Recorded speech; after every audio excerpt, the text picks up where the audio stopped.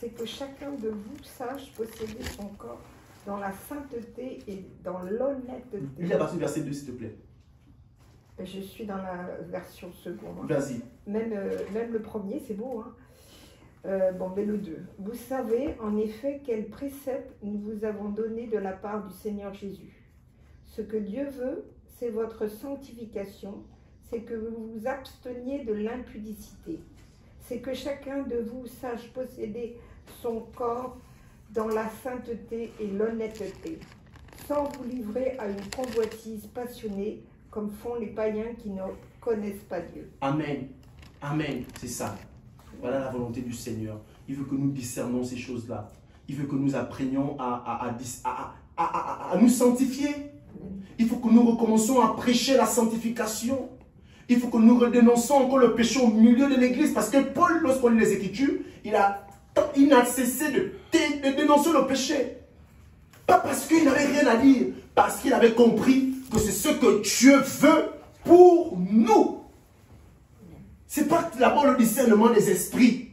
Mais non, parce que normalement, quelqu'un qui se sanctifie, mais il est délivré de tout esprit. En fait, c'est ça. Dieu veut que nous cherchions l'essentiel. Et le reste viendra par-dessus tout. Le reste viendra par-dessus tout. Je vous l'assure, quelqu'un qui se sanctifie n'a même pas besoin d'avoir peur d'un sorcier. Je vous dis la vérité. Il n'a pas besoin, sa présence, la présence de Pierre chassait les démons. Et que la présence de Pierre, mais pour ça les chrétiens chose charnelle. L'église africaine, l'église occidentale, ce n'est pas ce qu'on veut au milieu de l'église. On veut l'église qui est dans la Bible. Amen. L'église qui est dans la Bible, pas l'église où on a peur du moustique, pas l'église où on a peur du serpent. On mange le serpent, c'est un animal. On a besoin d'être chrétien. Chrétien, c'est être simple, de se sanctifier. Et si je me... En plus, c'est pourquoi les gens ont peur de tout, parce qu'ils ont peur de la mort. En fait, les chrétiens qui ont peur des sorciers, ils ont peur de la mort. En fait, ils ont peur de mourir. Parce que quand tu sais que tu es immortel, tu n'as peur de rien. Amen, amen, amen, amen. Quand tu sais que tu es immortel, tu prends le breuvage, tu bois, ça ne t'arrivera à rien. Tu ne t'enterras pas le Seigneur. Mais tu prends, ça ne t'arrivera à rien. Ils te feront la guerre et rien ne te nuira. Et si on te tue, alléluia, je vais au paradis. Amen. Mais c'est pas les chrétiens ont peur parce que j'ai peur de sorcier. Alors je vais pas... En fait, c'est la peur de la mort. En fait, ils aiment leur vie. Ils ont tellement aimé leur vie jusqu'à craindre les sorciers. Ils craignent les sorciers. Mais Paul dit, ils l'ont vaincu à cause du sang de l'agneau, pardon, Jean, à cause du sang de l'agneau et à cause de la parole de leur témoignage. Ils n'ont pas aimé leur vie jusqu'à craindre la mort. Dans la vie éternelle. Effectivement. C'est ça, c'est que leur vie ne compte plus pour rien. Vous savez, je vous dis une chose que je vis tous les jours. Tous les jours, je vois le Seigneur me montre dans l'esprit des démons qui veulent me casser la tête.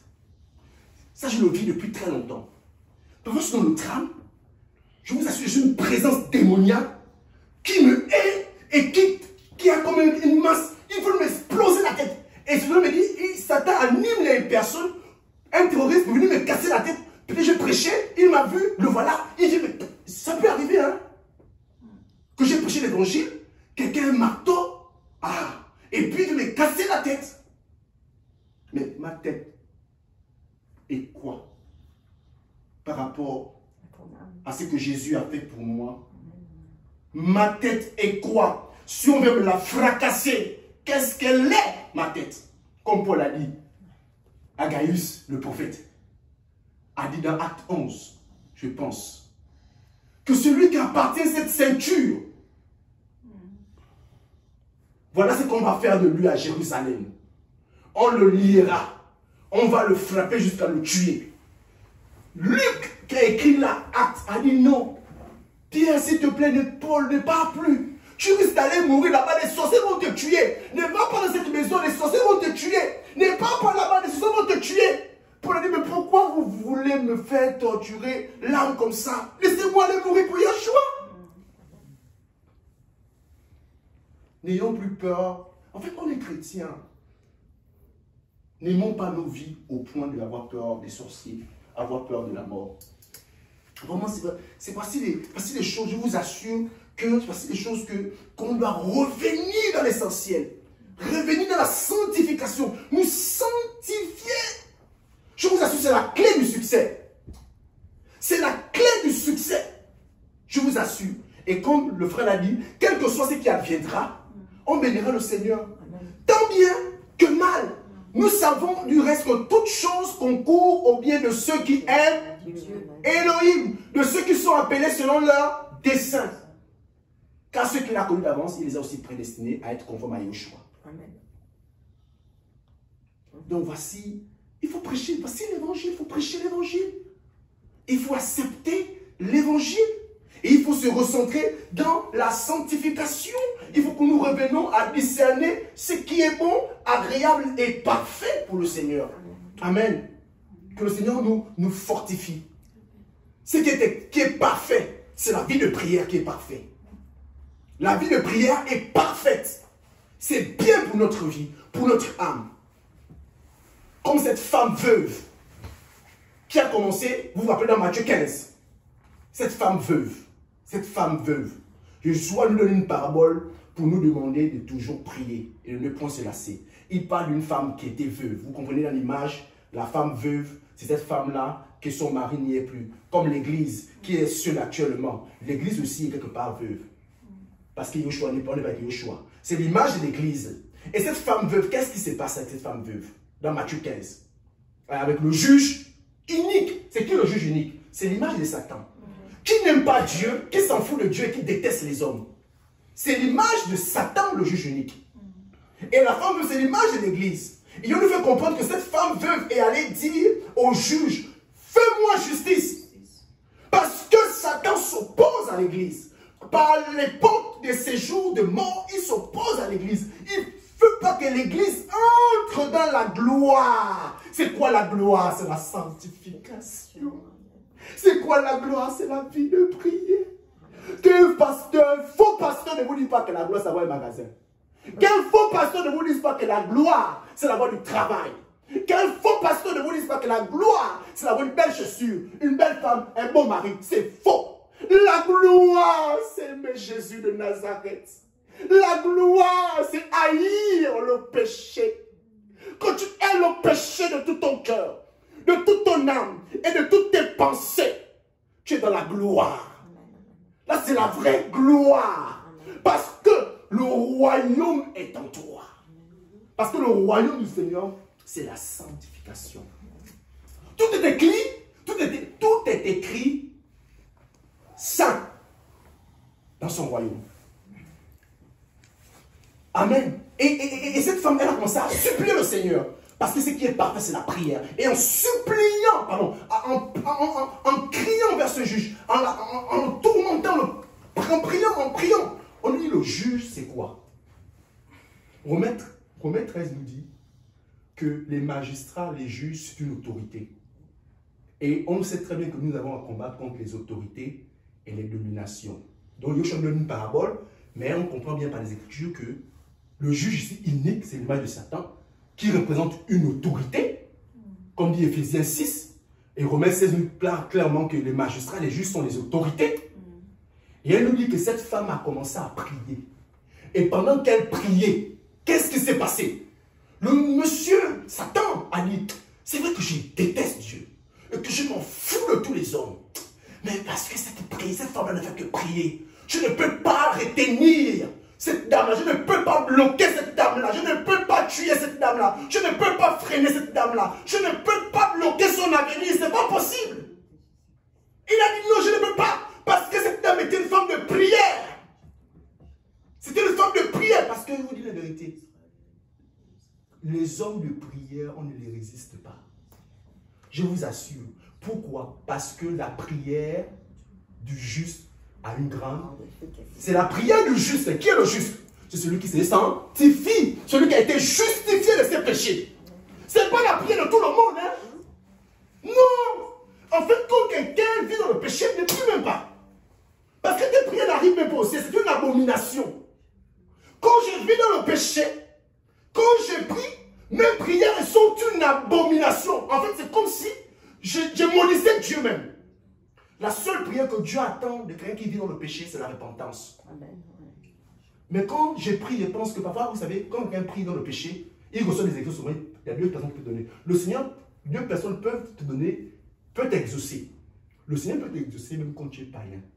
Du moins, si tu n'exauces même pas, hein, parce que Dieu n'exauce pas les prières des pécheurs. En fait, c'est la grâce manifeste du Seigneur.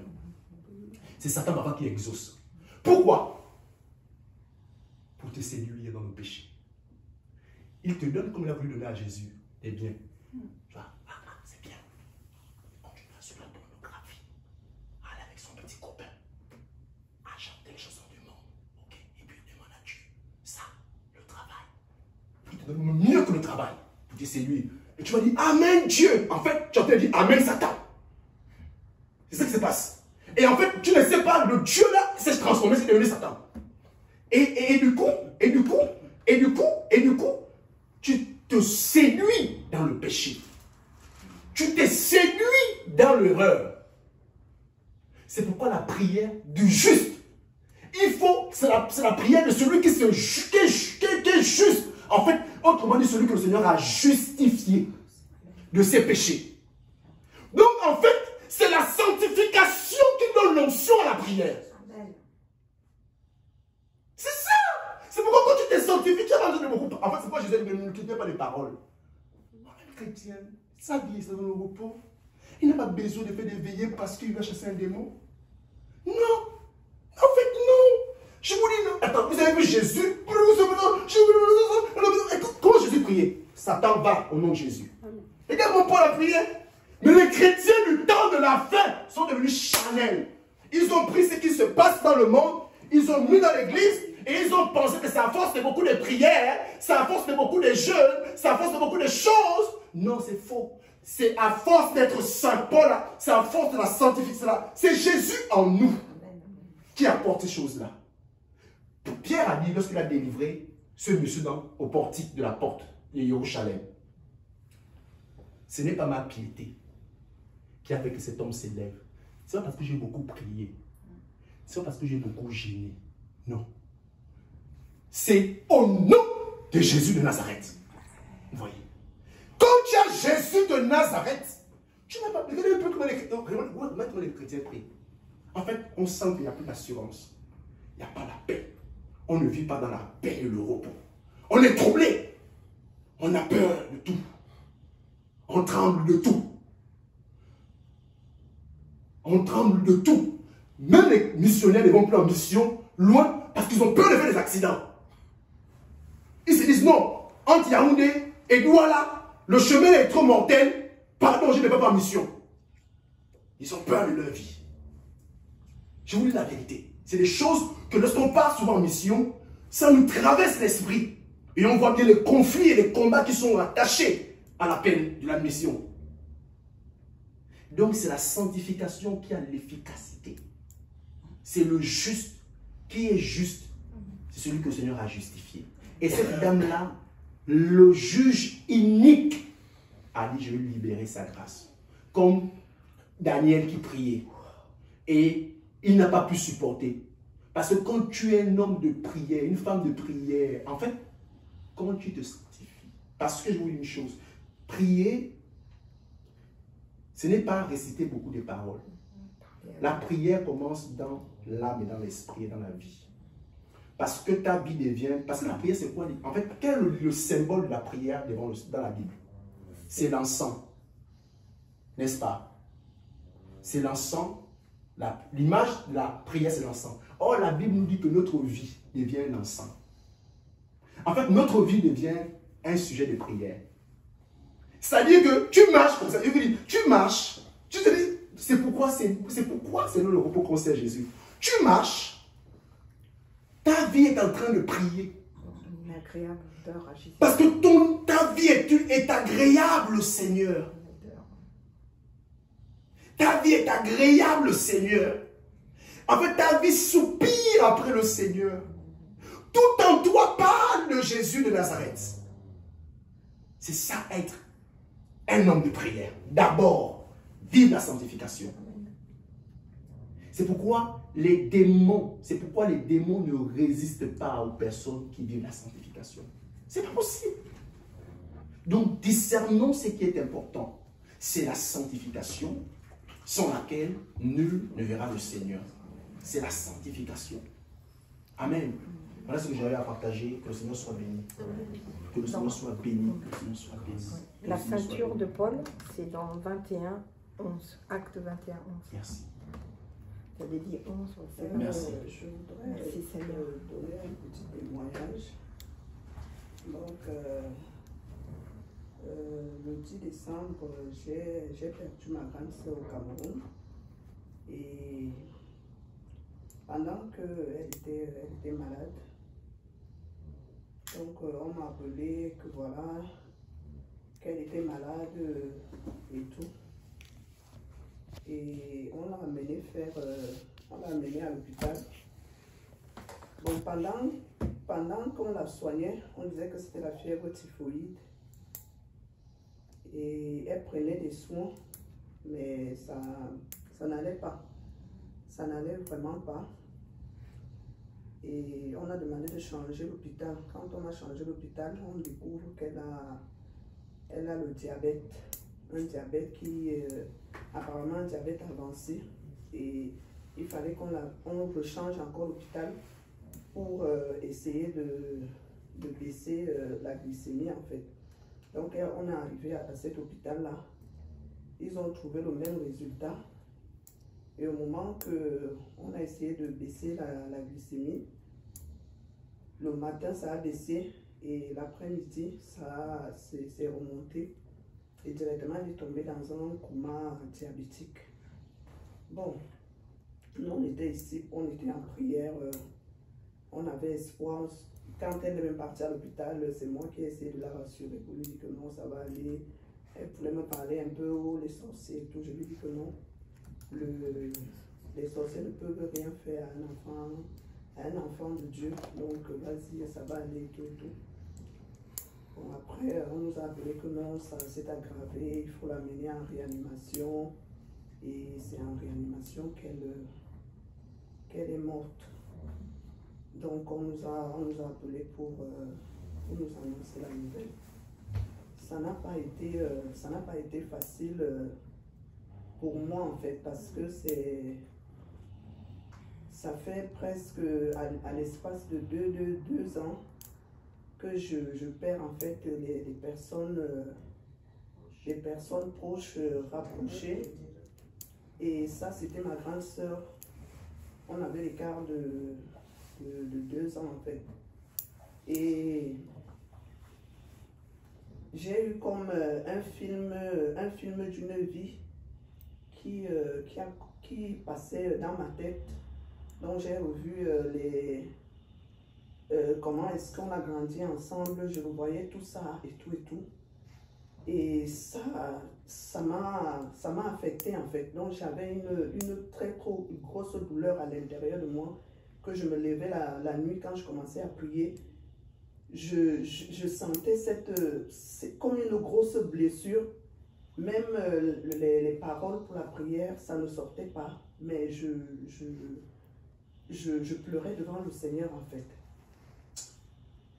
Donc, 2 jours après, j'étais à la maison avec les enfants et j'ai eu une envie vraiment de parler à Dieu, de parler comme quand je veux prier, j'appelle tous les enfants, même quand si Georges n'est pas là, je les appelle. Bon, après les enfants, ils étaient un peu en train de perdre le temps, ils faisaient leurs choses. J'ai dit, bon, c'est pas grave, je suis allée m'asseoir au salon. Je commençais à prier, je parlais à Dieu, je lui parlais des enfants qui sont restés, je parlais et vraiment, je me suis retrouvée en train d'avoir des prières de supplication à Dieu, pas par rapport à ma grande sœur, mais par rapport aux enfants qu'elle a laissés en fait. Donc j'ai pleuré, j'ai prié peut-être pendant 1h30 comme ça, j'étais devant le Seigneur.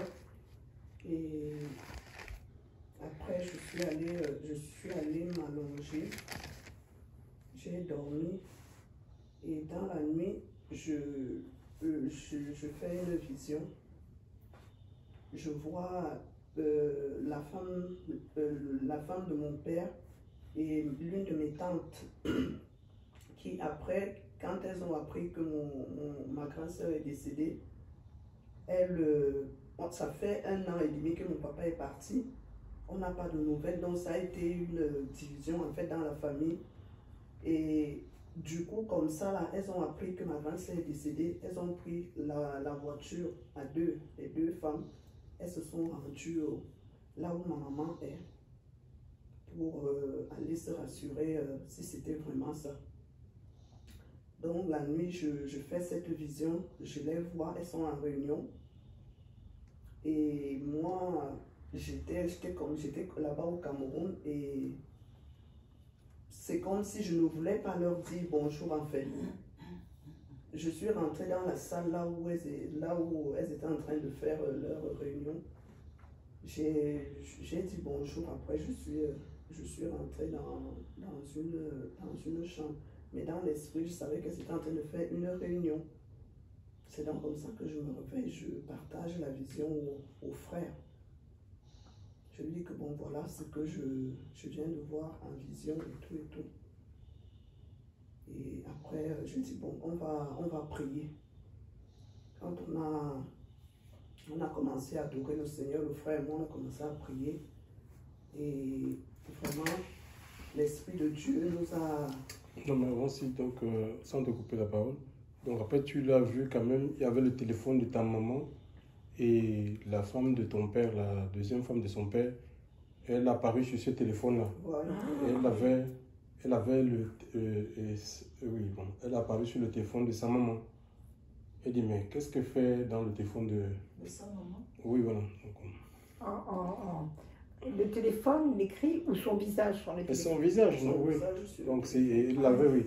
Et c'est son visage, donc, elle dit, mais qu'est-ce qu'elle fait avec le téléphone? Et donc, C'est dingue ça. par rapport à ma prière de la veille, c'est vrai que en fait, dans ma tête, c'était que ma soeur elle devait guérir, en fait. Comme elle est partie à l'hôpital, on se disait, bon, voilà, que c'est pas quelque chose de grave, elle va revenir et tout et tout. Donc, c'est allé tellement vite.